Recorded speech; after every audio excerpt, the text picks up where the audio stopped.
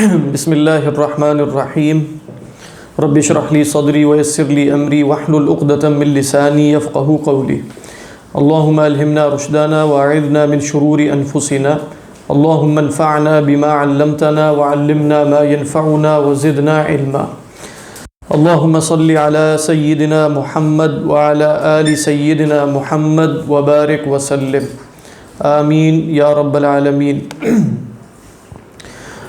حضرات، ہم اللہ سبحانہ و تعالیٰ کے اسم القدوس کا مطالعہ کر رہے تھے امام غزالی علیہ الرحمہ کی کتاب المقصد الاسنی فی شرح اسماء اللہ الحسنی میں سے، اور اس میں امام صاحب علیہ الرحمہ نے یہ بیان کیا تھا کہ اللہ کو قدوس ماننے سے مراد یہ ہے کہ اللہ سبحانہ و تعالیٰ کا ادراک نہ حس کر سکتی ہے، نہ تخیل، نہ وہم۔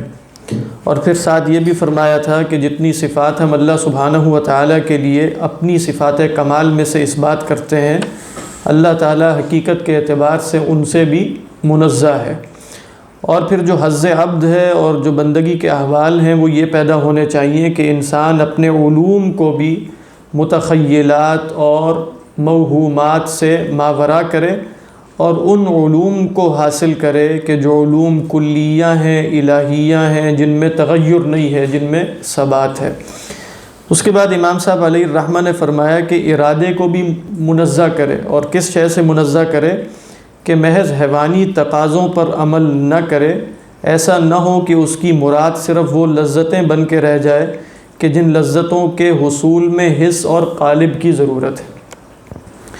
اور پھر جو آخری پیراگراف ہے جس کا ہم مطالعہ کریں گے، اس میں امام صاحب علیہ الرحمہ فرماتے ہیں کہ وعلی الجملۃ الادراکات الحسیۃ والخیالیہ تشارک البہائم فیہا، جہاں تک حسی اور خیالی ادراکات ہیں بہائم اس میں ہمارے ساتھ مشترک ہیں۔ یہ خیال میں بہائم ہمارے ساتھ کیسے مشترک ہیں؟ پہلے بھی یہ عرض کیا تھا کہ حس کی جو صورت محسوس کے غائب ہو جانے کے بعد خیال میں باقی رہ جاتی ہے، اسے کیا کہا جاتا ہے؟ اسے خیال کہتے ہیں۔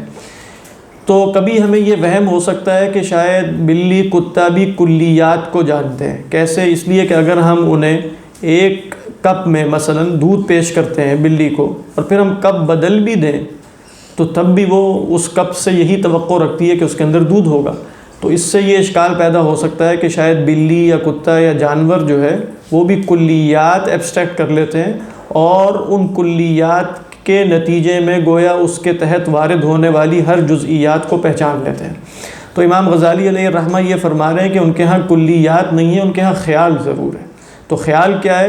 محسوسات کی کچھ صورتیں باقی رہ جاتی ہیں ذہن میں، تو اگر اس صورت سے مشابہ کوئی صورت خارج میں نظر آ جائے تو ان کے اندر وہی وجدانی ادراکات پیدا ہو جاتے ہیں جو اس صورت کو دیکھ کر پیدا ہوئے تھے۔ یہ ہے خیال۔ تو اس خیال میں ہم اور بہیمہ یہ سب مشترک ہیں، لیکن اس سے بڑھ کر جو علوم ہیں، جو تعقل ہے، جو کلیات ہیں، وہاں بہائم کا عمل دخل نہیں ہے۔ تو کیا فرماتے ہیں؟ فَيَنْبَغِي أَن يَتَرَقَّى عَنْهَا إِلَى مَا هُوَ مِنْ خَوَاصِ الْإِنسَانِيَّةِ، تو اسے چاہیے کہ وہ ان سے ترقی کر کے انسانی خواص تک پہنچے۔ دیکھیے، جیسے بعض مناطقہ نے اس کو یوں کہا کہ اگر میں حیوان ناطق ہوں تو حیوان ہونا میری جنس ہے، ناطق ہونا میرا فصل ہے، تو میں انسان حیوان ہونے کی وجہ سے شمار ہوں گا یا نطق کی وجہ سے شمار ہوں گا؟ ناطقیت کی وجہ سے شمار ہوں گا۔ تو پھر میرا کمال حیوانیت میں ہوگا یا ناطقیت میں ہوگا؟ تو میرا کمال ناطقیت میں ہوگا، چونکہ میرا فصل، میرا امتیاز اعلیٰ ما به امتاز من الحیوانات، وہ کیا ہے؟ وہ ناطقیت ہے۔ تو میرا کمال ناطقیت میں ہے۔ اور ناطقیت کا کمال کس میں ہے؟ اگر ایک لفظ میں کہا جائے کہ انسان نفس ناطقہ ہے اور اس کے پاس ما به الامتیاز نطق ہے، تو نطق کا کمال کس میں ہے؟ علوم میں، یعنی نطق کا کمال علوم میں ہے۔ تو انسان کا حقیقی کمال کمال علمی ہے، کمال حیوانی نہیں ہے، کیونکہ وہ نفس ناطقہ ہے جس کی وجہ سے وہ ممتاز ہے حیوانات سے۔ تو یہ وہ فرما رہے ہیں کہ فَيَنْبَغِي أَن يَتَرَقَّى عَنْهَا إِلَى مَا هُوَ مِنْ خَوَاصِ الْإِنسَانِيَّةِ وَالْحُظُوظُ الْبَشَرِيَّةُ الشَّهْوَانِيَّةُ يُزَاحِمُ الْبَهَائِمُ أَيْضًا فِيهَا، جہاں تک یہ بشری تقاضے ہیں، شہوانی تقاضے ہیں، ان میں تو بہائم بھی ان کے ساتھ شریک ہیں، بلکہ مزاحمت کر رہے ہیں انسانوں کی، انسانوں سے آگے بڑھ رہے ہیں۔ فَيَنْبَغِي أَنْ يَتَنَزَّهَ عَنْهَا، تو اسے چاہیے کہ اس سے اپنے آپ کو منزہ کرے۔ فَجَلَالَةُ، یہ آگے جو جملے آ رہے ہیں وہ بہت اہم ہے، اور ہر انسان کو گویا اس سے اگلا جملہ ہے اس پر مراقبہ کرنا چاہیے اپنی قدر و قیمت کو پہچاننے کے لیے۔ تو فرمایا فَجَلَالَةُ الْمُرِيدِ عَلَى قَدَرِ جَلَالَةِ مُرَادِهِ، مرید کی قدر مراد کی قدر سے طے ہوگی، جتنا وہ جلیل ہے اتنا ہی مرید بھی جلیل۔ یعنی میں اپنی ورث کیسے طے کروں گا، میں اعلیٰ ہوں میں گھٹیا ہوں، کیسے طے ہوگی؟ اپنی مراد سے۔ میں مرید ہوں تو میری مراد کون ہے؟ اگر میری مراد اعلیٰ ہے تو میں بھی اعلیٰ ہوں، مراد گھٹیا ہے تو میں بھی گھٹیا ہوں۔ تو فرمایا وَمَنْ هِمَّتُهُ مَا يَدْخُلُ فِي بَطْنِهِ فَقِيمَتُهُ مَا يَخْرُجُ مِنْهُ، بہت ہی سخت جملہ ہے۔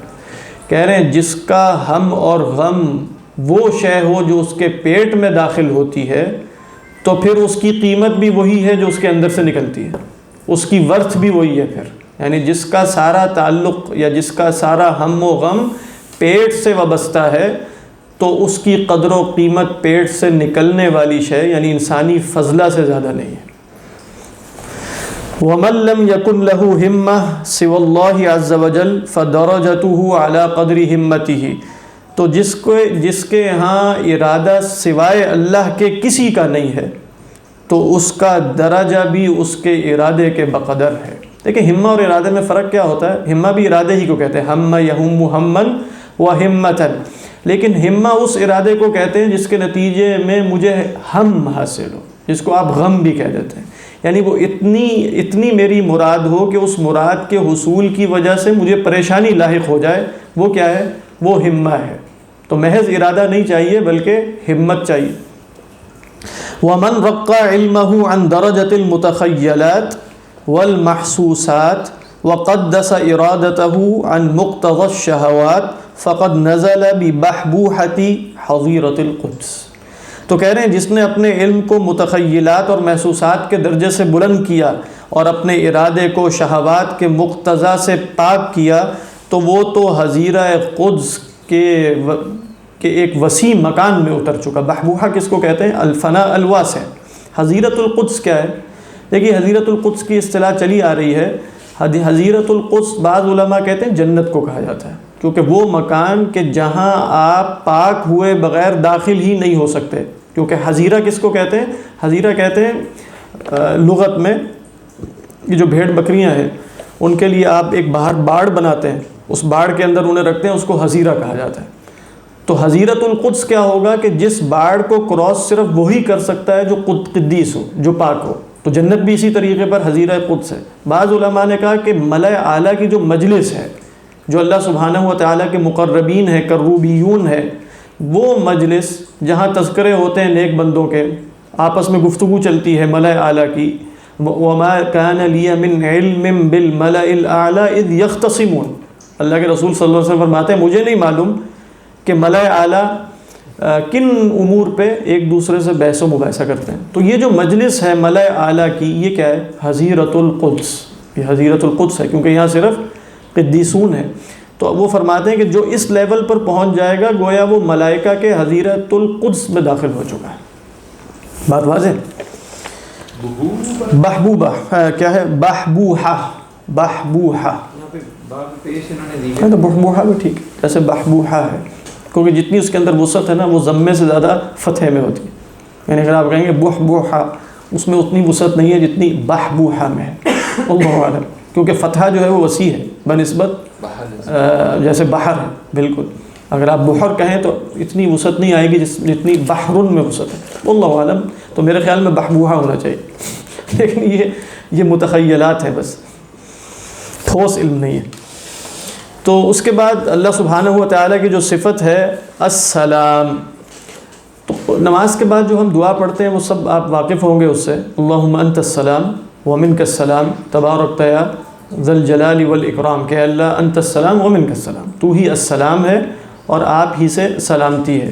اسی طریقے پر حضرت عبداللہ ابن مسعود کی روایت ہے، صحیح روایت، غالباً صحیح مسلم میں ہے، کہ صحابہ تشہد میں پڑھا کرتے تھے کہ السلام علی عباد اللہ، السلام علی اللہ من عباد اللہ، تو اللہ کے رسول صلی اللہ علیہ وسلم نے بعض صحابہ کو تشہد میں یہ پڑھتے سنا کہ اللہ پر سلام ہو کس کی طرف سے؟ اس کے بندوں کی طرف سے، السلام علی اللہ من عباد اللہ۔ تو اللہ کے رسول صلی اللہ علیہ وسلم نے فرمایا کہ لا تقولوا السلام علی اللہ ان اللہ هو السلام، دیکھو یہ نہ کہا کرو کہ السلام علی اللہ، بلکہ اللہ ہی السلام ہے۔ تو یہ کہنا گویا جائز نہیں ہے کہ السلام علی اللہ، گویا ہم نعوذ باللہ اللہ سبحانہ و تعالیٰ کے لیے سلامتی کی دعا کر رہے ہیں۔ بھئی اللہ ہی تو سلامتی، مجسم سلامتی ہے، اللہ ہی کا نام السلام ہے، اور سلام اسلم کیا ہے؟ مصدر ہے، یعنی لفظ سلام کیا ہے؟ مصدر، سلیم یسلم سلاما، اور آپ کو معلوم ہے کہ مصدر کے ذریعے اگر اسم رکھ دیا جائے تو اس میں غایت درجے کا مبالغہ ہوتا ہے۔ اس کے بعد علماء میں کچھ اختلاف یہ ہوا کہ یہ جو السلام ہے اس سے مراد کیا ہے؟ یہ اللہ سبحانہ و تعالیٰ کی صفت ذات ہے یا صفت فعل ہے یا صفت کلام ہے، اور یہ تینوں آراء پائی جاتی ہیں۔ دیکھیں اگر ہم کہیں گے کہ یہ اللہ سبحانہ و تعالیٰ کی صفت ذات ہے تو پھر سلام سے مراد کیا ہوگی کہ اللہ سبحانہ و تعالیٰ ہر قسم کے نقص اور عیب سے ماورا ہے۔ وہی معنی جو قدوس کا ہے، یعنی سلیم فی ذاتہ من کل نقص وعیب ومن کل تخیل وحس ومن کل توہم۔ تو اللہ سبحانہ و تعالیٰ کا ماورا ہونا، چائے رکھ دو جی، تو اللہ سبحانہ و تعالیٰ کا ماورا ہونا ہر قسم کے نقص اور عیب سے، یہ کیا ہے؟ السلام۔ تو یہ کب ہوگا؟ یہ اس صورت میں یہ سلام کیا ہو جائے گا؟ حرکت ہو رہی ہے بہت،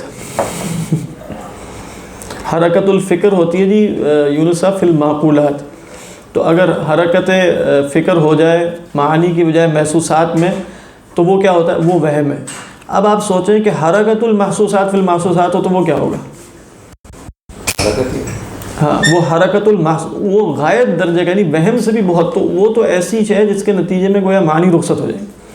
یعنی اگر حرکت الفکر فی المعقولات ہے تو وہ ہے فکر، غور و فکر، تفکر۔ حرکت الفکر ہے فکر ہی وہ، لیکن فی المحسوسات ہے تو وہ وہم ہے۔ تو حرکت المحسوسات فی المحسوسات تو وہ کیا ہوگا؟ وہ ازالت المعانی ہے۔ وہ میں نے وجہ یہ بتائی کہ آگے چونکہ خارج میں حرکت بہت ہو رہی تھی تو تمام معنی ذہن سے رخصت ہو گیا، تو اس کا سبب یہ ذہن میں آیا کہ حرکت المحسوسات فی المحسوسات تزیل المعانی۔ ٹھیک ہے، کیوں؟ واللہ اعلم۔ حرکت المحسوسات ویسے وہ چلتے پھرتے، مطلب یہی، مطلب چیزیں حرکت میں ہیں، چاہے آ رہی ہے چاہے جا رہی ہے، چلتے پھرتے بھی پڑھتے ہیں لیکن وہ محسوسات کے بارے میں پڑھ رہے ہیں۔ ہاں وہ محسوسات، میرا جو کزن ڈاکٹر ہے وہ اسی طرح بنا، ہاں وہ تو ہوتا ہے۔ 25,000 کلومیٹر شاید چلا ہوگا تو کتابیں لے کے جانا ہوگا بچپن سے۔ ماشاء اللہ، اچھی بات۔ چل چل کے پڑھتے۔ اچھا جی، کیا میں بتا رہا تھا؟ بسم اللہ اولہ و آخرہ، یعنی السلام جو اللہ سبحانہ و تعالیٰ کا نام ہے، امام راضی علیہ الرحمہ فرماتے ہیں یا تو وہ صفت ذات ہوگی یا یہ صفت فعل ہے یا صفت کلام ہے۔ ایسے امام راضی علیہ الرحمہ نے صفت کلام نقل نہیں کیا، یہ امام ابو قاسم القشیری علیہ الرحمہ نے نقل کیا۔ صفت ذات ہونے کا معنی یہ ہے کہ اللہ سبحانہ و تعالی ہر قسم کے نقص سے ماورا ہے۔ اس پر امام راضی علیہ الرحمہ نے یہ اشکال پیش کیا کہ پھر قدوس اور لفظ سلام کے معنی میں کچھ فرق ہونا چاہیے۔ اگر آپ کہیں گے کہ سلیم من کل عیب و نقص تو قدوس کا معنی بھی آپ نے یہی بیان کیا تھا۔ تو فرماتے ہیں دو اعتبار سے ہم فرق کر سکتے ہیں۔ ایک اعتبار یہ ہے کہ القدوس وہ ہستی ہے جو مطہر ہے، منزہ ہے من کل عیب و نقص، لیکن وہاں یہ شامل نہیں ہے کہ اس ہستی پر کوئی عیب وارد بھی ہو سکتا ہے کہ نہیں۔ بہرحال یہ تکلف کے ذریعے فرق ہے۔ سلام، سلیم یسلم سلامن جب مصدر کہہ دیا، قدوس مصدر نہیں ہے نا، مبالغہ کا صیغہ ہے، تو اس کے نتیجے میں مستقبل اور تمام ازمنہ کا احاطہ ہو گیا۔ یعنی قدوس وہ ہے جو الان بالفعل اس وقت کسی بھی نقص سے مبرہ ہے، لیکن یہ تخیل میں آ سکتا ہے کہ شاید اسے کوئی نقص لاحق ہو جائے مستقبل میں۔ لیکن سلام وہ ہستی ہے جس کے بارے میں یہ تخیل بھی نہیں کیا جا سکتا کہ کسی بھی ازمنہ میں، کسی بھی زمان میں، کسی بھی حالت میں اس پر کوئی نقص وارد ہو جائے۔ تو یہ فرق کیا ہوگا کہ القدوس فی الحال، السلام فی الحال و فی المستقبلی، اگرچہ اللہ تعالیٰ حال و مستقبل اور زمان سے ماورا ہے۔ دوسرا فرق انہوں نے یہ بیان کیا کہ قدوس اللہ سبحانہ و تعالی ہے اپنی ذات میں اور سلام ہے اپنے افعال میں۔ سلام کس میں ہے؟ اپنے افعال میں۔ تو اس صورت میں یہ صفت ذات رہے گی یا صفت فعل ہو جائے گی؟ یہ صفت فعل ہو جائے گی، یعنی اللہ تعالیٰ اپنے بندوں کو سلامتی دیتا ہے۔ اللہ تعالیٰ نے جو بھی شے پیدا کی ہے وہ سلامتی کے اصول پر پیدا کی ہے۔ ما تری فی خلق الرحمن من تفاوت، کوئی بھی تفاوت نہیں ہے رحمان کی۔ پھر آپ دیکھیں کہ وہاں انہوں نے یہ بھی ذکر کیا کہ سلامتی کے مظاہر زیادہ ہیں یا نہیں ہیں، تو یقیناً اس میں کوئی شخص بھی شک نہیں کرے گا کہ سلامتی کے مظاہر زیادہ ہیں، یہاں تک کہ جو شخص شدید مشاکل اور پریشانی اور مصائب میں ہے وہ بھی اگر اپنے اندر اللہ کی نعمتوں کا احساء کرنے کی کوشش کرے تو احساء نہیں کر سکے گا۔ وَإِن تَعُدُّوا نِعْمَةَ اللَّهِ لَا تُحْصُوهَا۔ اور اگر آپ اس کو صفت کلام کی طرف لوٹائیں تو کیسے ہوگا؟ تو سلام وہ ہوگا جو اپنے بندوں کو سلام کرتا ہے، اپنے بندوں کو سلام بالقول کرتا ہے۔ تو وہ قرآن مجید میں کہاں ذکر آیا؟ جیسے سلام قولا من رب الرحیم، اسی طرح فرمایا تحیتہم یوم یلقونہ سلام، ان الذین آمنوا وعملوا الصالحات یہدیہم ربہم بایمانہم تجری من تحتہم الانہار فی جنات النعیم۔ کیا ہے اس کے بعد؟ تحیتہم کیا ہے؟ ان الذین آمنوا وعملوا الصالحات یہدیہم ربہم بایمانہم تجری من تحتہم الانہار فی جنات النعیم دعواہم فیہا سبحانک اللہم وبحمدہ سبحانک اللہم وتحیتہم فیہا سلام وتحیتہم فیہا والملائکۃ یدخلون علیہم من کل باب سلام علیکم بما صبرتم۔ تو تم پر سلامتی ہو اس بنا پر جو تم نے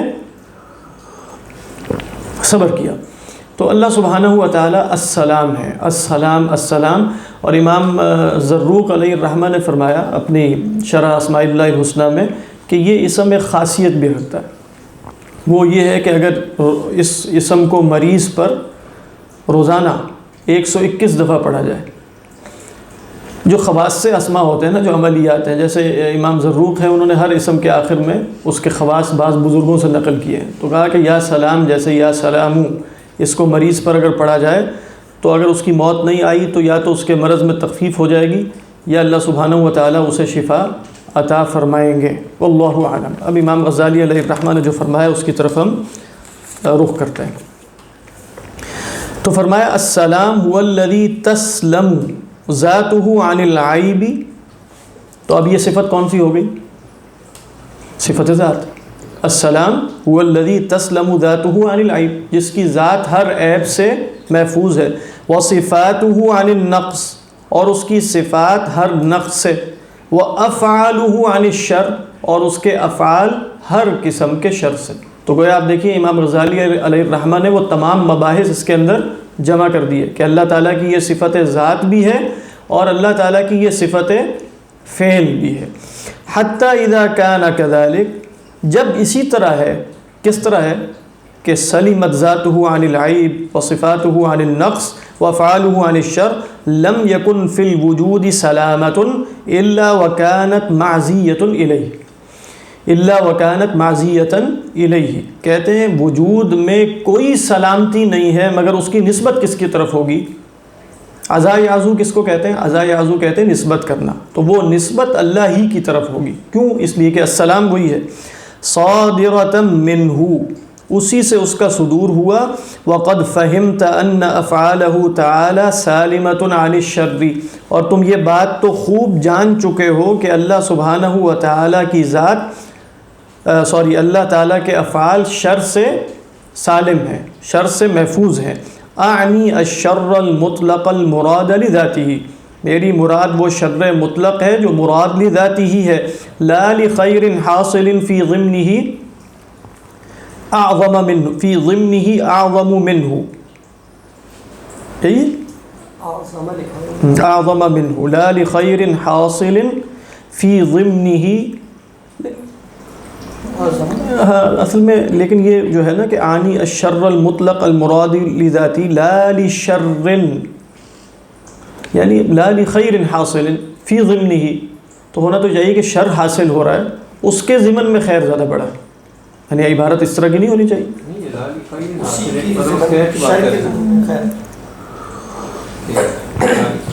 ٹھیک ہے، یعنی ضمنی ہی کی ضمیر جو ہے وہ شر کی طرف لوٹ جائے. ٹھیک ہے. لا لخیر حاصل فی ضمنہ اعظم منہ. اعظم کیوں ہے؟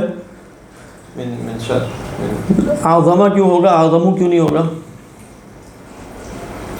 ہے وجہ، اعظم ہی ہونا چاہیے. وہ اس وجہ سے کہ خیرن کی صفت ہے. ٹھیک ہے، خیرن کی صفت. لا لخیر اعظم. ٹھیک ہے، لا لخیر اعظم حاصل فی ضمن ذلک الشر. تو اعظم چونکہ خیرن کی صفت ہے، غیر منصرف ہونے کی وجہ سے یعنی ہے حالت جر میں. وَلَيْسَ فِي الْوُجُودِ شَرٌ بِهَذِهِ الصِّفَةِ. وجود میں اس صفت کے اعتبار سے کوئی شر نہیں ہے. كَمَا سَبَقَ الْإِيمَاءُ إِلَيْهِ، یعنی ایسا شر کہ جس کے اندر کوئی اس سے بڑھ کر خیر حاصل نہ ہو رہا ہو، ایسے شر کا اس کائنات میں کوئی وجود نہیں. كَمَا سَبَقَ الْإِيمَاءُ إِلَيْهِ. آگے کیا آپ کے یہاں؟ آگے میرے یہاں إِلَّا اللَّهُ سبحانہ وتعالی. اب یہ بھی خلل ہے، یعنی کیونکہ اس کا کوئی سینس یہاں نہیں بن رہی. كما وليس في الوجود شر بهذه الصفة كما سبق الإيماء إليه إلا لله. اللہ لا إلا لله سبحانه وتعالى وهو خطأ والله أعلم. اب اس کے بعد جو اس کا حظ حاصل ہوگا وہ حظ کیا ہے؟ تو فرماتے ہیں کہ كل عبد سلم عن الغش والحقد والحسد وإرادة الشر قلبه. ہر وہ عبد جو سالم ہو جائے، جو پاک ہو جائے، کس کس شے سے؟ دھوکے سے، حقد سے. حقد کس کو کہتے ہیں؟ ایسی شدید نفرت جس کا اظہار نہ ہو رہا. یعنی ایک تو بغض ہوتا ہے نا، ایک غضب ہے، اس کا اظہار ہوتا رہتا ہے. لیکن ایک ہے کہ اندر دفن کر کے رکھی ہوئی ہے اور اس کا اظہار نہیں کیا جا رہا، بلکہ ہو سکتا ہے بہت میٹھی میٹھی اور مسکرا کے باتیں کی جا رہی ہوں، لیکن اندر کیا موجود ہے؟ وہ غضب ہے جو دفین ہے، مدفون ہے. وہ کیا ہے؟ وہ حقد ہوتا ہے. تو فرمایا کل عبد سلم عن الغش والحقد والحسد وارادۃ الشر قلب. ان تمام چیزوں سے، حسد سے، حقد سے، دھوکے سے، شر کے ارادے سے اس کا دل پاک ہو چکا. اس کا دل، اسی کو قلب سلیم کہتے ہیں. جو ہے نا کہ الا من اتى اللہ بقلب سلیم. تو قلب سلیم کیا ہے؟ القلب الذي سلم عن الكفر والشرك والنفاق وعن الحسد وعن الغل وعن الرياء وكذلك عن الكبر.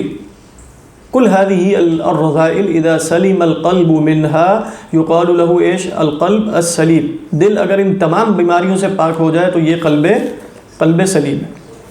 یہاں وہ ایک بہت خوبصورت واقعہ نقل کیا ابو یزید البسطامی کا کہ کس طریقے پر ان لوگوں کے ہاں امام قشیری علیہ الرحمہ نے، کہ ابو یزید البسطامی جو تھے وہ گئے ایک جگہ، ایک صاحب نے اپنی لاٹھی یوں کر کے ریت میں کھڑی کی ہوئی تھی. ہوتا ہے نا کہ یوں ذرا ہلکا سا کر کے کھڑی کرتے تھے، انہوں نے بھی آ کے کھڑی کر دی ساتھ. تو ان کی لاٹھی گر گئی ان کی لاٹھی کے اوپر، تو اس کی لاٹھی گر گئی. تو اب وہ کیا فرق پڑتا ہے، سے گر گئی، کچھ بھی نہیں. تو اب وہ جب مجلس برخاست ہوئی، کوئی ایسی جگہ تھی جس میں وہ باہر صحرا میں نکلے ہوئے تھے، تو ابو یزید البسطامی جو ہے وہ ان صاحب کے پیچھے پیچھے گئے اور گھر جا کے دیکھ کر آئے، اور گھر کا دروازہ کھٹکھٹایا اور کہنے لگے کہ بھئی آپ کی لاٹھی تھی، میری لاٹھی آپ کی لاٹھی پر گر گئی، اور گرنے کی وجہ سے آپ کو جھک کر اسے اٹھانا پڑا. تو چونکہ آپ کو میری وجہ سے زمین پہ جھکنا پڑا، تو میں آپ کے پاس حاضر اس لیے ہوا ہوں کہ ان تجعلنی فی حل، کہ اس معافی کا مطلب قیامت کے دن اس کا فیصلہ نہ کیجیے گا کہ میری وجہ سے آپ کو جھکنا پڑا، بلکہ مجھے معاف کر دیجیے. تو فرماتے ہیں کہ اس طریقے پر ان لوگوں کے قلب سلیم کی مثال دے رہے تھے کہ قلب سلیم اس طریقے پر کہ وہاں شر کا ارادہ اس ادنا درجے میں بھی نہیں ہو سکتا کہ کسی مخلوق کے لیے اس مخلوق کو میری وجہ سے کوئی تکلیف پہنچے. تو یہ عجیب، اور مطلب آپ کچھ صوفیہ اور بزرگوں کا قصہ ہے کہ چونٹی آ گئی ان کے کپڑوں پہ 400 میل کا سفر کر کے، تو وہ اب کہ چونٹی آ گئی تو 400 میل واپس چھوڑنے گئے اس چونٹی کو، کہ وہ اس علاقے سے میں اسے اٹھا کر لے آیا ہوں. تو اب یہ ہم نہیں کہہ رہے کہ یقیناً ایک خاص درجے کی حساسیت ہے، لیکن مراد یہ ہے کہ اس درجے میں وہ مخلوق ان کے شر سے محفوظ تھی کہ یہ ممکن نہیں ہے کہ میری وجہ سے مخلوق کو تکلیف پہنچے. کوئی بھی مخلوق ہو، وہ اللہ کے بندے تو بالاولیٰ ہیں، یعنی جو مسلمان ہیں خاص طور پہ، یعنی ان میں سب سے زیادہ مستحق تو وہ ہے جو اللہ کے ساتھ اس رشتے میں شریک ہے، اس وحدانیت میں، اسلام میں، دین میں، تو اس کے سب سے بڑھ کر حقوق ہیں۔ اس کے بعد حقوق ہیں تمام نوع انسانی کے، اس کے بعد حقوق ہیں جانوروں کے۔ اچھا یہ بھی نہیں ہوگا کہ جانوروں کے حقوق انسانوں سے بھی بڑھ جائیں، نہیں، وہ نیچے ہی رہیں گے، لیکن انسانوں کے حقوق سب سے بڑھ کے ہیں۔ اسی طریقے پہ وہ فرماتے ہیں امام قشیری علیہ الرحمہ کہ اگر آپ نے قلب سلیم حاصل کرنا ہے تو اس کے لیے ایک نسخہ یہ ہے کہ دنیا میں جو آپ سے آگے نکلنا چاہے اس کو نکلنے دیں، خود پیچھے ہو جائے۔ یعنی کوئی بھی اگر آپ سے دوڑ میں آگے جانے کی کوشش کر رہا ہے، کسی بھی دوڑ میں، لیکن وہ دوڑ اللہ تک پہنچنے کی نہیں ہے، وہ مسابقت الی اللہ نہیں ہے، وہ سابقوا الی مغفرۃ من ربکم وجنۃ ارضھا کعرض السماء والارض والی دوڑ نہیں ہے۔ دنیاوی منفعتیں ہیں، ریاست ہے، مناصب ہیں، وظائف ہیں، جابز ہیں، یہ ہے وہ ہے۔ آپ دیکھتے ہیں کہ دوسرا شخص، یہاں تک کہ نام میں، علم دین میں بھی، علم دین میں کیا کہا انہوں نے کہ علم دین میں تو آپ آگے بڑھنے کی کوشش کریں، لیکن اگر آپ کوئی شخص آپ سے زیادہ اپنے آپ کو عالم منوانا چاہتے ہیں تو آپ کہیں یہی بڑھ کے میرے سے بالکل کوئی مسئلہ نہیں، یہی زیادہ علم رکھتے ہیں، اور آپ پیچھے ہٹ جائیں فوراً۔ تو کہہ رہے ہیں اگر آپ یہ کام کریں گے تو دل جو سالم ہونا مراد کیا ہے کہ ہر قسم کے غش اور حقد اور حسد سے خالی ہو جائے، یہ کیفیت حاصل ہو جائے گی۔ اور واقعی اس پر اگر آپ غور کریں تو یہ جو نسخہ ہے نا، یہ بالکل ایسے ہی ہے۔ یعنی دنیاوی معاملات میں جو لوگوں کے تعلقات خراب ہوتے ہیں نا، عموماً یہاں تک کہ معاشرت کی وجہ سے بھی ہوتے ہیں، ان سب میں جو چیز پیش نظر، یہاں تک کہ علماء میں بھی، وہ یہ کہ یہ میرے سے آگے کیوں جا رہا ہے۔ یعنی آپ دیکھیں چاہے وہ دنیاوی کاروبار ہو، چاہے وہ دینی کاروبار ہو، کاروبار سے مراد یہ ہے کہ اگر علم کی دکان چمکانے میں مقصود یہ ہے کہ میں زیادہ بڑا عالم شمار ہوں، من طلب العلم لیماری بہ السفہاء ولیجادل بہ العلماء ولیجالس بہ العلماء، اور لوگوں علماء کی مجلس میں وہ بیٹھ سکے، تو وہ تو کہا نا کہ بالکل فارغ آدمی، وہ تو جنت کی خوشبو بھی۔ تو اب انسان مجہول ہونا پسند کر لے، خمول کو پسند کر لے، شہرت بالکل نہ چاہے، اور جو لوگ آگے بڑھنا چاہ رہے ہیں ان سے کہیں آپ کے لیے جگہ خالی، آپ آئیے، آپ آگے تشریف لائیے۔ تو کہتے ہیں ہر قسم کا حسد اور حقد ختم ہو جائے گا۔ کیوں ختم ہو جائے گا؟ اس لیے کہ یہ تمام جو نفسانی بیماریاں ہیں جو مخلوقات یعنی انسانوں کے درمیان باہمی پیدا ہوتی ہیں، ان میں بنیادی فیکٹر یہی ہے، وہ کمپٹیشن ہے۔ یعنی خود ہی سوچئے، کمپٹیشن کے بغیر ہوگا پیدا؟ نہیں ہوگی۔ حسد کیوں پیدا ہوگا؟ آپ تو خود کہہ رہے ہیں کہ اچھا یہ نعمت میں کہ نہیں آپ ہی لیں، یہ آپ جائیں آگے، آپ آگے بیٹھیے، آپ جو ہے وہ اس قطار میں سوار ہو جائیے، یعنی آپ آگے نکل جائیے میرے سے۔ تو وہ فرماتے ہیں اگر یہ کام کیا جائے گا تو اس کا کوئی وجود ہی نہیں رہے گا۔ اور واقعی بالکل ٹھیک ہے، اس لیے کہ پھر انسان کا مقصود کیا نہیں رہا؟ انسان کا مقصود دنیا نہیں رہا، کیونکہ ان تمام چیزوں میں جس میں وہ دوسرے کو اپنے پر مقدم کرے گا، وہ تمام امور دنیاوی ہوں گے نا۔ تو جب وہ تمام امور دنیاوی، دیکھیں علم دین اور علم دین میں اپنا نام منوانا یہ دنیا ہے کہ آخرت ہے؟ یہ تو آخرت، یہ تو دنیا ہے۔ تو جس شے میں بھی اسے مقدم کیا جائے گا وہ کیا ہوگی؟ دنیا۔ اور یہ تمام بیماریاں، رذائل نفس کے پیدا ہوتے ہیں صرف دنیا میں کمپٹیشن کی وجہ سے۔ اگر دنیا میں ایک دوسرے سے مسابقت نہ ہو تو ان رذائل کے پیدا ہونے کا امکان ہی کوئی نہیں ہے۔ سچی بات ہے، ان رذائل کے پیدا ہونے کا کوئی امکان نہیں ہے۔ تو وہ گویا کہنا کیا چاہ رہے ہیں امام قشیری علیہ الرحمہ کہ تم مسابقت چھوڑ دو۔ اب یہ بہت مشکل کام ہے نا، فی زمانہ مسابقت چھوڑ دو، کیا مطلب؟ کاروبار کیسے چلے گا؟ یہ سب کچھ کیسے ہوگا؟ مسابقت کیا مطلب؟ کیا چھوڑ دی جائے مسابقت؟ بہت مشکل ہے، کیونکہ پورا جس اصول پر اس وقت دنیا کھڑی ہوئی ہے وہ ہے دنیا میں ایک دوسرے سے آگے بڑھنے کے لیے حرص و حوث، اور اس کو پروموٹ کیا جائے گا۔ آپ کہیں کہ یہ چیزیں نہیں ہونی چاہیے تو سب برا بھلا کہیں گے، کیونکہ یہ رذیلہ وہ ہے جو فضیلہ بن چکی ہے، یہ رذیلہ وہ ہے جو فضیلت میں تحویل جس کی ہو چکی ہے۔ تو یہ امام قشیری علیہ الرحمہ نے جو بات کی ہے وہ بہت ہی کام کی ہے۔ ویسے ارے پیچھے ہٹ دو، کیا فرق پڑتا ہے؟ دنیا نے ختم ہی ہو جانا ہے، وہ کتنا آگے نکل جائے گا، کہاں پہنچ جائے گا؟ اس کے بعد وہ بھی ختم ہو کے رخصت ہو جائے گا، آپ بھی ختم ہو جائے گا۔ تو یہ نسخہ ہے، واللہ اعلم۔ اور یہ نسخہ انہوں نے کس کے لیے کہ کل عبد، یعنی یہ جو سلامت قلب ہے غش و حقد و حسد اور ارادت شر سے۔ اب آپ دیکھیں وہ شخص کے جو خود مقدم کر رہا ہے دوسرے کو، وہ شر کیسے چاہے گا اس کے لیے؟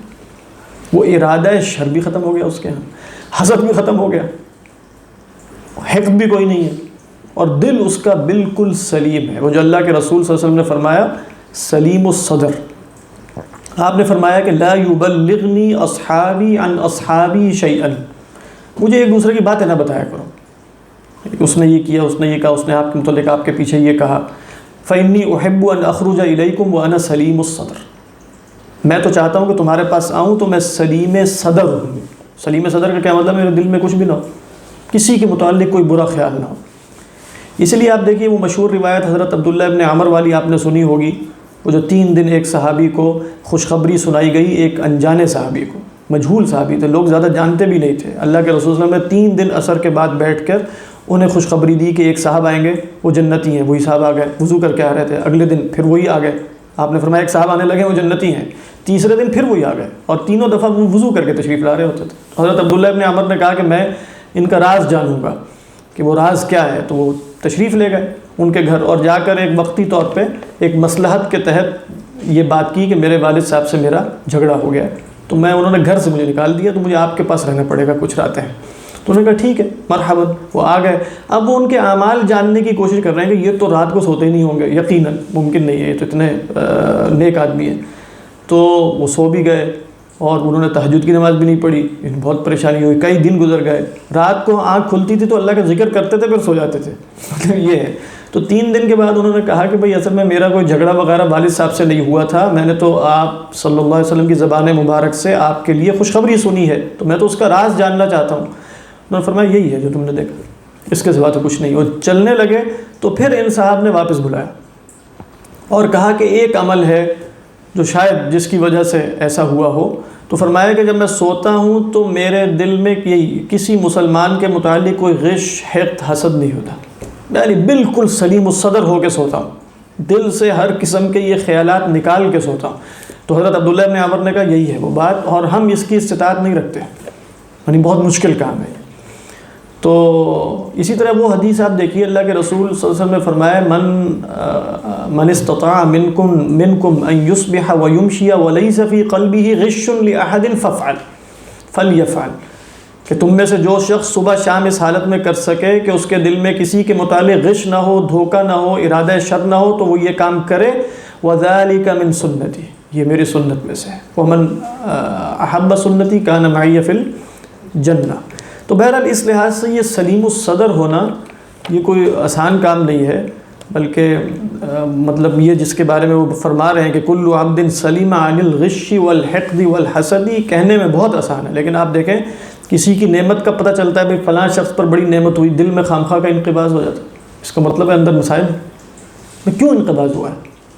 اور کسی کی مصیبت کا پتہ چلا ہے تو فوری طور پہ انقباض نہیں ہوا، بلکہ ایک انبساط کسی کیفیت محسوس ہوئی، کیوں محسوس ہوئی؟ اس کا مطلب ہے وہاں شیاطین کا بسیرا ہے، چاہے مجھے پتہ ہو یا نہ پتہ ہو، یہ ایک لٹمس ٹیسٹ تو ہے نا، فوری طور پہ جو فوری ایکشن انسان کا شو ہوتا ہے اندر سے، جو وہ محسوس کرتا ہے، وہ اس کو اس کے اندر کی دنیا کے بارے میں بتا دیتا ہے کہ وہاں چل کیا رہا ہے، تو یہ تو محسوس ہو جاتا ہے کئی دفعہ، یعنی وہ ان سے تعلقات ٹھیک نہیں، اچھا ایکسیڈنٹ ہوا ہے، ٹھیک ہے ہونا ہی چاہیے تھا، اس طرح پھر ہاں منہ سے بڑا افسوس کا اظہار کریں گے، ہاں بڑا دکھ ہوا، یہ ہوا، تو یہ تو نفاق سا ہے۔ تو بہرحال یہ کام اتنا آسان نہیں۔ پر تیسرا نسخہ انہوں نے ایک اور بھی بتایا، وہ امام قشیری نے، وہ فرماتے ہیں کہ عذر تلاش کرو، کہہ رہے ہیں کہ اطلب لاخیک 70 بابا من العذر، دوسرے شخص کے فعل کے لیے کوئی 70 عذر تلاش کرنے کی کوشش کیا کرو، یہ عذر نہیں بن رہا تو دوسرا، تیسرا، چوتھا، پانچواں، چھٹا، کہ اس کے وہ معذور ہے اپنے فعل۔ تو اس کے برعکس کیا ہوتا ہے کہ انسان عذر تلاش کرنے کی بجائے اپنی عقلی صلاحیتیں استعمال کر کے اس کے اعذار کو رد کر رہا ہوتا ہے، اور اپنے لیے بہترین عقلی صلاحیتیں استعمال کر کے عذر گھڑتا ہے۔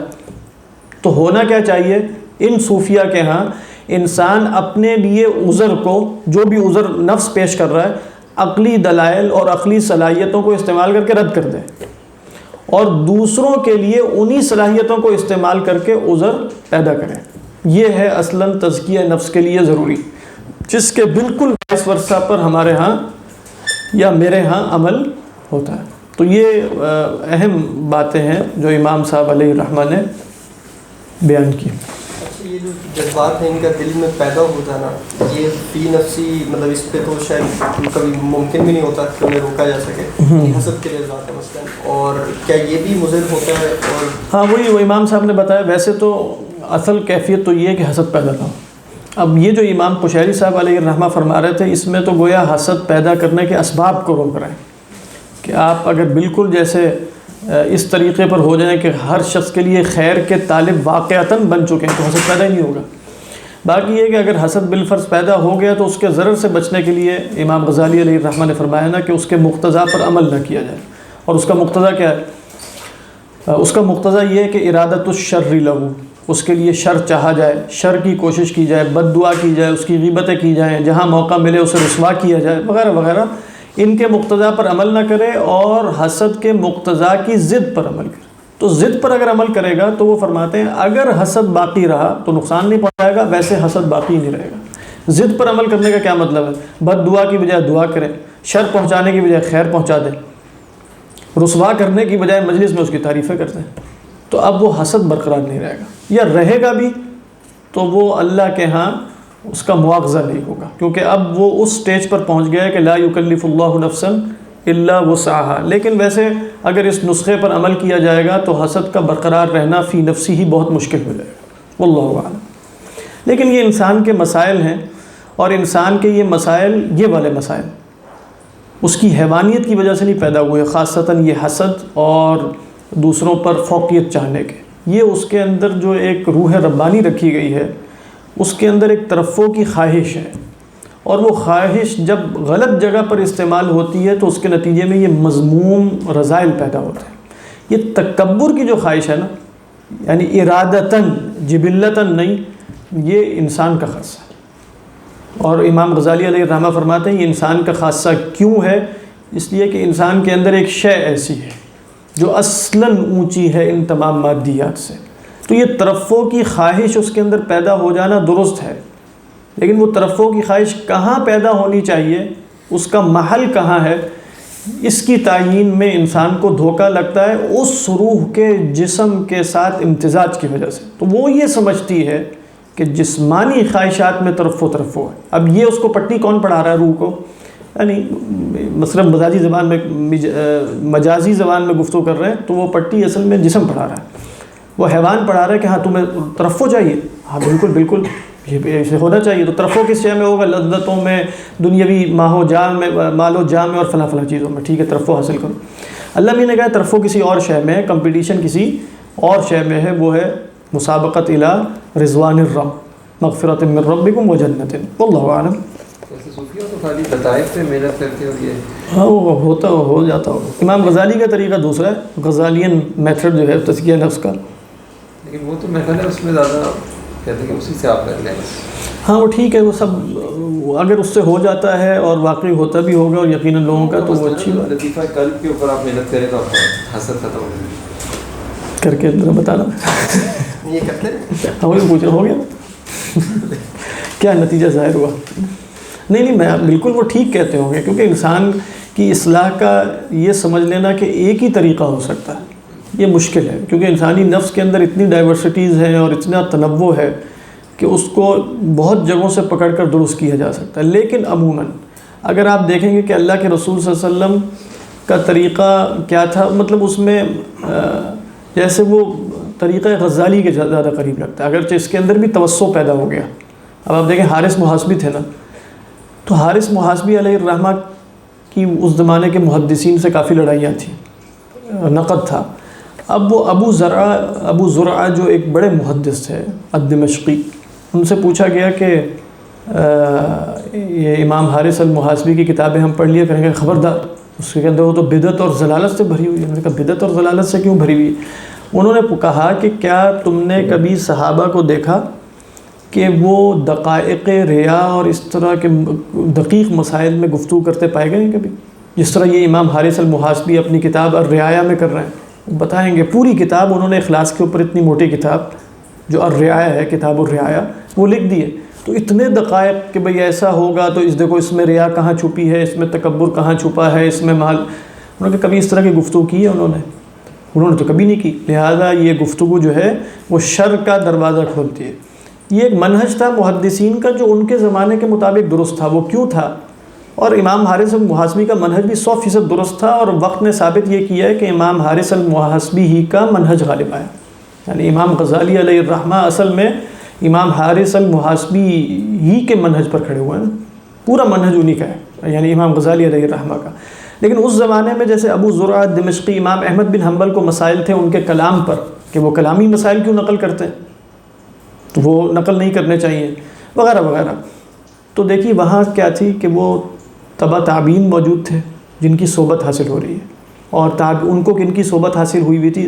تابعین اور پھر صحابہ اور اللہ کے رسول صلی اللہ علیہ وسلم کی. تو وہ اللہ کے رسول صلی اللہ علیہ وسلم کے قرب کی وجہ سے اور ان لوگوں کی صحبت کی وجہ سے جنہوں نے ان کو دیکھا، جنہوں نے صحابہ کو دیکھا تھا، اور پھر ان کی صحبت ہے کہ جنہوں نے رسول اللہ صلی اللہ علیہ وسلم کو دیکھا، تو وہ تزکیے کا جو فطری نظام صحبت کا تھا نا وہ جاری تھا. تو اس میں کیا ہے، مجلس میں بیٹھیں گے، ان کے احوال قلبیہ جو ہیں وہ منتقل ہوں گے، اس کے نتیجے میں اصلاح ہوتی چلی جائے گی. تو اس زمانے میں اگر آپ لوگوں کو دقائق ریا کے بارے میں بتائیں گے تو وہ واقعی مطلب وہ مخلص لوگ ہیں سارے، وہ خیر القرون چل رہے ہیں، اکثر لوگ مخلص ہیں. تو پھر یہ، لیکن پھر بھی منہج اللہ کے رسول صلی اللہ علیہ وسلم کا کیا تھا؟ آپ بتاتے رہے ریا کے بارے میں یہ وہ، اور آپ کی صحبت کی وجہ سے جو اثر ہو رہا ہے، اصل شے وہ تھی، یعنی صحبت کی وجہ سے تزکیہ ہوا.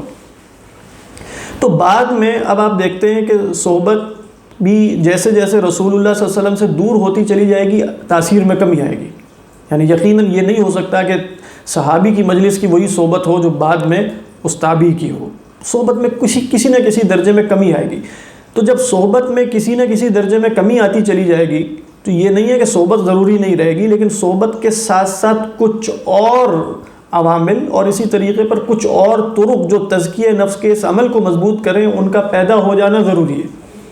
تو صرف صحبت پر اکتفا نہیں رہا، اس کے بعد صوفیہ کے طرق بن گئے. ان کے ہاں صحبت کے ساتھ ساتھ کچھ چیزوں پر محنت کی گئی، صحبت کے ذریعے بھی کی گئی. پھر خصوصاً نقشبندی جو حضرات ہیں، لطائف انہی کے ہیں نا اصلاً. صوفیہ کے باقی گروہوں کے ہاں تو اس طریقے پر لطائف نہیں پائے جاتے. کچھ لوگوں نے اس طریقے پر انسانی نفس میں پوشیدہ قوتوں کو تلاش کر کے کہ ہر جگہ پر اگر ہم ہر سر پر الگ الگ محنت کریں گے، لطائف پر الگ الگ محنت کریں گے، تو اس کے نتیجے میں بھی انسانی شخصیت میں تبدیلی ہوتی ہے. بعض نے یہ طریقہ اختیار کیا. بعض نے کہا کہ بھئی انسان محض عواطف تو نہیں ہے نا، قلب بھی ہے. تو تزکیہ یہاں سے شروع ہونا چاہیے. یعنی تزکیہ کہاں سے شروع ہو؟ علم، عمل اور حال. یہ ڈائریکٹ حال پر پہنچنے والا طریقہ ہمیں سمجھ میں نہیں آ رہا. یہ کچھ دوسرے لوگوں کی رائے بن گئی. صحبت انہوں نے بھی اختیار کی. یعنی یہ ذہن میں رکھیے گا، صحبت سب کے ہاں کامن چلی آ رہی ہے، لیکن اب صحبت کے ساتھ کچھ تزکیے کے نئے طریقے ڈھونڈے جا رہے ہیں. تو اب حارث المحاسبی علیہ الرحمہ کا طریقہ کیا تھا کہ بات یہاں سے شروع ہونی چاہیے. امام غزالی علیہ الرحمہ کا طریقہ کیا ہے؟ بات یہاں سے شروع ہونی چاہیے. اس لیے آپ دیکھیں کہ وہ احیاء العلوم میں جو ان کا پورا منہج ہے وہ کیا ہے کہ علم، یعنی ترتیب کیا بناتے ہیں؟ علم، عمل اور اس کے بعد حال. لطائف کا طریقہ کیا ہے؟ ڈائریکٹ حال. یعنی لطائف کا طریقہ کیا ہے؟ کچھ چیزوں پر محنت کر کے وہ جو علم و عمل کے نتیجے میں ایک حال پیدا ہونا تھا اس تک ڈائریکٹ رسائی کسی طریقے پر ممکن ہو جائے. یہ اجتہادات ہیں. یعنی ان دی اینڈ یہ کیا ہے؟ یہ صوفیہ کے اور اللہ کی طرف چلنے والے لوگوں کے اجتہادات ہیں. ان میں اختلاف بھی ہو سکتا ہے، اور پھر آپ دیکھیں گے کہ ہر شخصیت کے اعتبار سے کوئی ایک منہج زیادہ مناسب بھی ہو سکتا ہے. یعنی یہ نہیں ہے کہ ہر شخص کو آپ امام غزالی پہلے تکبر سمجھائیں گے اور اس کے بعد اس کو علمی سطح پر تکبر سمجھ میں آئے گا، پھر عمل پیدا ہوگا. ہر شخص یہ کر بھی نہیں سکتا. وہ کہے گا یہ کس کھکیڑ میں مجھے ڈال دیا ہے کہ اچھا تکبر پیدا اس لیے ہوتا ہے کہ انسان کے اندر روح ربانی ہے اور یہ ہے فلاں فلاں. تو اس طریقے پر دیکھا جائے تو یہ صوفیہ کے مناہج ہیں اور یہ فطری ہیں. اور فطری مناہج کیوں ہیں؟ اس لیے کہ انسان ایک یونیک وجود ہے. اس کو پکڑنے کے، اس کو درست کرنے کے طریقے بہت سے ہیں، لیکن باقی کوشش یہی کرنی چاہیے کہ انسان سب کو تسلیم کرتے ہوئے خود اس طریقے سے قریب تر رہے کہ جو اللہ کے رسول صلی اللہ علیہ وسلم کا طریقہ ہے. ایسا نہ ہو کہ وہ ان سلسلوں میں یعنی ان چکروں میں پڑھ کے کئی دفعہ انسان کافی دور بھی نکل جاتا ہے. اور پھر مطلب لطائف پہ محنت کرنا بہت اچھی بات ہے، لیکن ایسا بھی کبھی نہیں ہونا چاہیے کہ کچھ لوگ جو لطائف پر محنت کر کے وصول کا درجہ حاصل کر لیتے ہیں تو وہ دوسروں کو جنہوں نے ان لطائف پر محنت نہیں کی ان کو یہ نہ سمجھیں کہ وہ مزکہ نہیں. مطلب یہ ایک خطرناک ایک آپ کہیں بیماری لاحق ہو سکتی ہے جو صوفیہ کے گروہوں میں بھی ہو جاتی ہے, دوسروں کو بھی ہو جاتی ہے. یعنی ان کے ہاں یہ تصور کہ جو ان سلسلوں میں نہیں ہے وہ مزکہ نہیں ہے. جو ان سلسلوں میں نہیں ہے اس کو یہی سمجھنا چاہیے کہ وہ مزکہ نہیں ہے, لیکن ان کو یہ نہیں سمجھنا چاہیے کہ وہ مزکہ نہیں ہے. اجماع ہے 4 سلاسل کے اوپر؟ یعنی یہ اس طرح نہیں, اس طرح کا کوئی اجماع نہیں ہوتا. سلاسل کے 4 فقہ پر بھی کوئی اجماع نہیں. یعنی اصلاً تو خیر یہ تو چھوڑیے, یعنی اصلاً جو اجماع جو حجت بنتا ہے نا, اس طرح کا اجماع کا دعویٰ کرنا تو بہت مشکل ہے. اس اجماع کا دعویٰ کرنا جو حجت بن جائے وہ بہت مشکل ہے. یہاں تک کہ علماء نے یہ نقل کیا ہے کہ مجتہدین کا انحصار اربع میں جو ہے وہ صرف اس وجہ سے ہے کہ ان کی فقہ آگے مدون ہوئی ہے. باقی مجتہدین ان سے زیادہ بھی ہو سکتے ہیں, اور اجتہاد مطلق کا دروازہ بند ہونے کا مطلب یہ ہے کہ جو بھی منطقی اعتبار سے پاسبلٹیز ہو سکتی تھی انہیں ایگزاسٹ کر لیا گیا, یہ ہے مراد. باقی مجتہد آج پیدا ہو جائے وہ آج بھی ہو سکتا ہے, اور اگر بالفرض وہ کہتے ہیں مجتہد کسی زمانے میں پیدا ہو جائے تو اس کے لیے تقلید حرام ہوتی ہے, مجتہد کے لیے, یوٹیوب کے ہم اسکالرس کے لیے نہیں.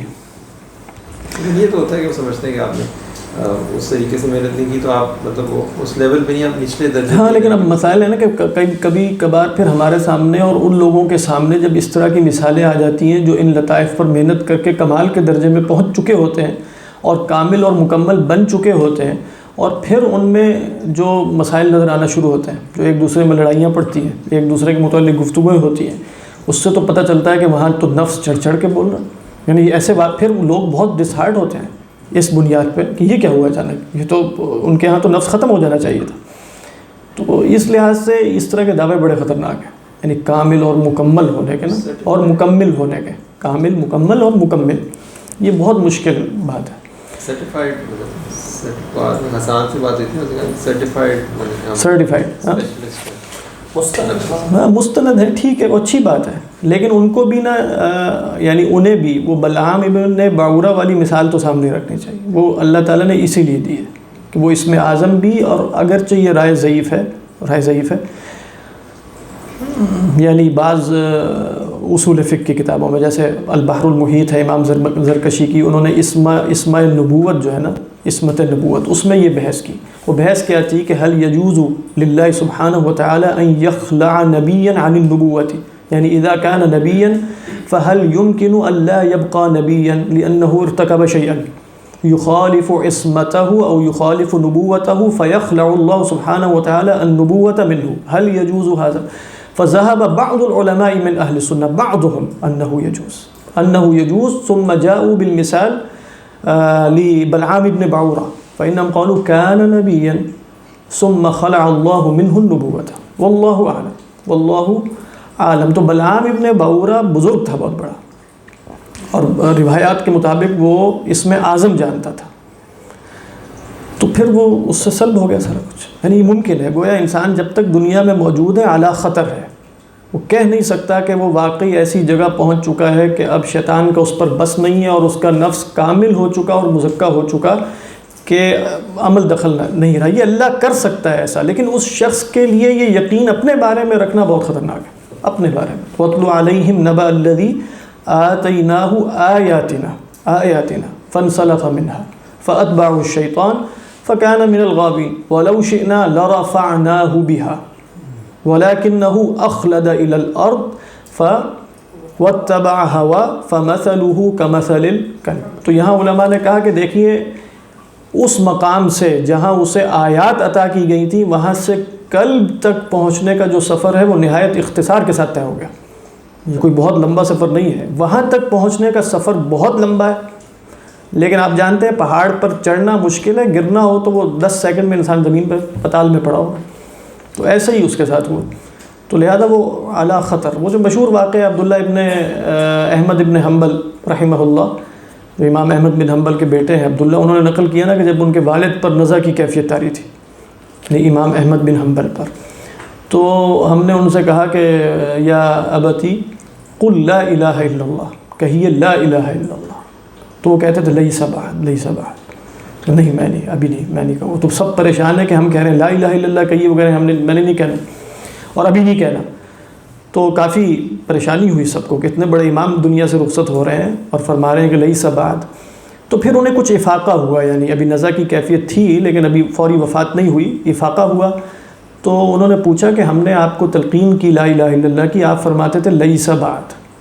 تو امام احمد بن حنبل نے کہا کہ یہ تم سے تھوڑی میں کہہ رہا تھا، یہ تو شیطان مجھے نظر آیا تھا اور شیطان نے اپنی انگلیاں دھانتوں میں دبائی تھیں اور کہہ رہا تھا کہ افلت منی ابن حنبل، اے ابن حنبل نکل گئے مجھ سے، یعنی نجات پا گئے، میں تمہارا کچھ بگاڑ نہ سکا. تو میں اس سے کہہ رہا تھا لیس بعد، لیس بعد، نہیں ابھی بھی نہیں، ابھی بھی نہیں، یعنی ابھی جب تک جان باقی ہے میں یہ نہیں کہہ سکتا کہ تمہارا کوئی اثر مجھ پر کارگر نہیں ہوگا. تو لیس بعد کا مطلب ہے جب تک روح نہیں نکلی جسم سے اس وقت تک انسان خطر میں ہے اور اسے اپنے آپ کو اس خطرے ہی میں سمجھنا چاہیے. اور جب جان اس سے منقطع ہو جائے گی حالت ایمان میں، اب وہ امن میں ہے، اب وہ امن میں، اس وقت تک کچھ پتہ نہیں ہے. تو خوف و رجا اسی لیے تو ہوتا ہے. یعنی کیا ہو سکتا ہے کہ کوئی ولی اس درجے پر پہنچ جائے کہ خوف منقطع ہو جائے اس سے اور صرف رجا ہو؟ اس کا کوئی امکان نہیں، نہ صرف رجا کا اور نہ صرف خوف کا. اگر صرف خوف ہو تو وہ ابلیس ہے، اور اگر صرف رجا ہو تو یہ تمنی ہے، یہ امنیات ہیں. تلک امانیہم قل ہاتوا برہانکم ان کنتم صادقین. بہرحال لیکن سچی بات یہ ہے کہ جو تزکیے کی نگاہ ہے نا وہ ہر دوسرے شخص کے بارے میں ہونی چاہیے، اپنے بارے میں نہیں. یہ جو امام قشیری فرما رہے ہیں ہر دوسرے شخص کو مزکا سمجھا جائے، چاہے وہ آپ کو گناہ گار بھی نظر آ رہا ہو. مزکا سمجھنے سے مراد ہے ازکا منی، یعنی ازکا منی، میرے سے زیادہ مزکا ہے. یہ نہیں کہ وہ مزکا ہے، کامل ہے، مکمل ہے، پھر بھی شراب پی رہا ہے تو گویا شراب پینا اس کی کاملیت اور مکملیت میں کوئی خلل نہیں ڈالتی، ایسا نہیں ہے. ازکا منی. تو جب آپ ازکا منی والی شرط رکھیں گے نا اپنے اندر تو گویا یہ تزکیے کے لیے ضروری ہے. تو جب یہ تزکیے کے لیے ضروری ہوا تو تزکیے کے لیے یہ صفت ضروری ہوئی کہ میں لازماً یہ اعتقاد رکھوں کہ میرا تزکیہ نہیں ہوا. اور یہ صرف اس لیے اعتقاد نہیں رکھا جائے گا کہ میں چونکہ مزکا ہوں اس لیے میں اپنے بارے میں یہ کہہ رہا ہوں، کیونکہ اعتقاد کا مطلب ہے کہ مجھے اپنے بارے میں یہ کامل یقین ہوگا کہ میں مزکا نہیں ہوں. تو جب اپنے بارے میں کامل یقین ہوگا کہ میں مزکا نہیں ہوں تو دوسرے کو اپنے سے ازکا سمجھوں. ایسا ہی ہے نا، فلا تزکوا انفسکم کا مطلب علماء نے ہی بیان کیا. فلا تزکوا انفسکم کیا مطلب؟ ای فلا تظہروا انکم مزکون، مطلب یہ ظاہر نہ کرو کہ تم مزکا ہو. الم تر الی الذین یزکون انفسہم، دیکھیں وہاں بھی ہے الم تر الی الذین یزکون انفسہم بل اللہ یزکی من یشاء، بلکہ یہ اللہ ہے جس کا چاہے تزکیہ فرما دے. بل اللہ یزکی من یشاء. تو یہ ذہن میں رکھیے. تو اب یہ جو ہے نا 70 بابا من العذر کہتے ہیں یہ قلب سلیم کے لیے ضروری ہے. 70 ابواب عذر کے دوسروں کے لیے تلاش کریں، دوسروں کے لیے 70 ابواب. تو واللہ عالم اب ہم یہ پڑھ لیتے ہیں پورا تاکہ مکمل ہو جائے آج.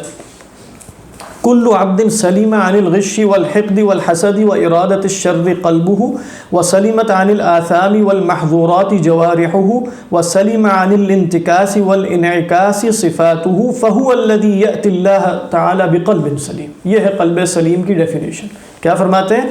ہر وہ آدمی جس کا دل غش یعنی دھوکے، حقد یعنی کیا بتایا تھا حقد کے بارے میں؟ وہ غصہ کہ جس کا اظہار نہ ہو، غضب، نفرت کہنا ہے اس کو، حقد نفرت ہے.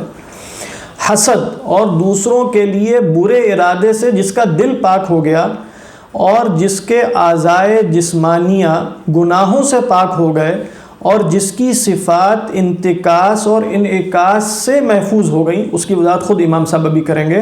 یہ وہ شخص ہے جو اللہ کے پاس قلب سلیم لے کر حاضر ہوا ہے. یوم لا ينفع مال ولا بنون الا من اتى الله بقلب سلیم. یہ ہے فهو الذي يأتي الله تعالى بقلب سلیم وهو السلام. اور اللہ کون ہے جس کے پاس حاضر ہونا ہے؟ وہی تو السلام ہے، وهو السلام من العباد. اور یہ شخص بندوں میں السلام شمار ہوگا. یہی کہنا چاہ رہے ہیں نا. القریب فی وصفه من السلام المطلق، جو اپنے اوصاف میں اب السلام مطلق سے قریب ہو چکا ہے. السلام مطلق کون ہے؟ اللہ سبحانہ و تعالیٰ کی ذات عالیہ. الحق الذی لا مثنویۃ فی صفته، وہ حق کے جس کی صفات میں کوئی مثنویت نہیں ہے، یعنی وہ صفت کہیں اور نہیں پائی جا سکتی۔ مثنوی کس کو کہتے ہیں؟ جس میں اثنین اثنین ہو، دو دو کر کے ہو، تو لہذا اللہ کی صفات مثنوی کیوں نہیں ہو سکتی؟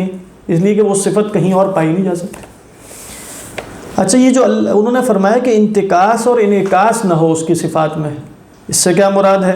وَأَعْنِي بِالْانْتِكَاسِ فِي صِفَاتِهِ أَنْ يَكُونَ عَقْلُهُ أَسِيرَ شَهْوَتِهِ وَغَضَبِهِ۔ انتکاس اصل میں کہتے ہیں اپ سائڈ ڈاؤن ہو جانا، الٹا ہو جانا معاملے کا۔ تو ہونا کیا چاہیے تھا کہ اس کی عقل غالب ہونا اس کی شہوت اور غضب پر، لیکن اگر اس کے الٹ ہو جائے، شہوت اور غضب اس کی عقل پر غالب آ جائیں، تو یہ کیا شمار ہوگی؟ شمار ہوگا انتکاس۔ وَمَن نُعَمِّرْهُ نُنَكِّسْهُ فِي الْخَلْقِ، یہ وہی معنی ہے۔ تو فرمایا کہ میری مراد انتکاس سے اس کی صفات میں یہ ہے کہ اس کی عقل اسیر ہو جائے، غلام ہو جائے اس کی شہوت اور غضب کے۔ اِذِ الْحَقُّ عَكْسُهُ، کیونکہ حق اس کا عکس ہے نا، ہونا تو اس کے عکس چاہیے۔ وَهُوَ أَن تَكُونَ الشَّهْوَةُ وَالْغَضَبُ أَسِيرَ الْعَقْلِ وَطَوْعِهِ، وہ یہ ہے کہ شہوت و غضب عقل کی غلام ہو اور عقل کے اشاروں پر چلے۔ فَإِذَا انْعَكَسَ فَقَدْ انْتَكَسَ، جب یہ منعکس ہو گیا معاملہ تو انتکاس ہو گیا۔ تو یہ گویا اس معاملے کا منعکس ہو جانا یہ انعکاس ہے، اور اس کے نتیجے میں جو صفت حاصل ہوگی وہ کیا ہے؟ انتکاس۔ وَلَا سَلَامَةَ حَيْثُ يَصِيرُ الْأَمِيرُ مَأْمُورًا، یہ وہی بات ہے جی جو ہم پچھلی نشستوں میں کر رہے تھے نا، کہ اگر انسانی اعضاء میں جو فوج غالب آ جائے، شہوت اور غضب، تو کوئی سلامت نہیں ہے۔ دیکھیں کیا فرماتے ہیں، وَلَا سَلَامَةَ حَيْثُ يَصِيرُ الْأَمِيرُ مَأْمُورًا وَالْمَلِكُ عَبْدًا، اس مملکت انسانی میں جو داخل انسان ہے اس میں سلامتی رخصت ہو جائے گی اگر امیر معمور بن جائے اور ملک غلام ہو جائے۔ تو ملک کون تھا؟ وہ عقل تھی، وہ غلام کس کی ہو گئی؟ جنود الشہوت والغضب کی ہے۔ ہاں پلیٹونک، اصل میں تو یہ پلیٹونک ہی ہے سارا، مطلب یہ جو ترتیب ہے نا، یعنی عقل اور شہوت اور غضب قوہ انسانی کی، یہ ساری افلاطون سے، اور نقل مستقل یہی، اور وہ تو پوری ریپبلک بھی اسی اصول پر ہے، یعنی پورے معاشرے کو بھی اسی اصول پر تشکیل دیا نا، کہ جو اوپر جو دماغ کی حیثیت ہے وہ فلاسفرز کو حاصل ہے۔ بہرحال تو ہونا یہی چاہیے کہ عقل اوپر ہے اور نیچے کیا ہے؟ شہوت اور غضب ہیں جو لشکر ہیں عقل کے۔ وَلَن يُوصَفَ بِالسَّلَامِ وَالْإِسْلَامِ، اب دیکھیں آخری بات کیا کی، سلام اور اسلام سے متصف نہیں ہوگا انسان الا من سلم المسلمون من لسانه ويده، جب تک تمام مسلمان اس کی زبان اور ہاتھ سے محفوظ نہ ہوں۔ فَكَيْفَ يُوصَفُ بِهِ مَن لَّمْ يَسْلَمْ هُوَ مِن نَفْسِهِ، تو سلام کی صفت سے اس کو کیسے موصوف کیا جائے جس سے اس کا جو اپنے نفس سے خود حالت سلام میں نہیں، جو اپنے نفس سے محفوظ نہیں ہے۔ تو نفس کون تھا اس کا؟ غضب اور شہوت، تو اس کی عقل کو اس کی غضب اور شہوت نے اپنا اسیر بنا لیا۔ تو ایسے شخص کو سلام سے کیا موصوف کیا جائے کہ کجا یہ کہ دوسرے مسلمان اس سے امن میں ہوں، اس کا اپنا وجود اس سے امن میں نہیں ہے۔ تو انشاءاللہ آج اسی پر اکتفا کرتے ہیں، اور کل جو ہے اللہ نے چاہا تو جو اگلی صفت ہے اللہ کا اسم ہے المؤمن، تو انشاءاللہ اس پر گفتگو کریں۔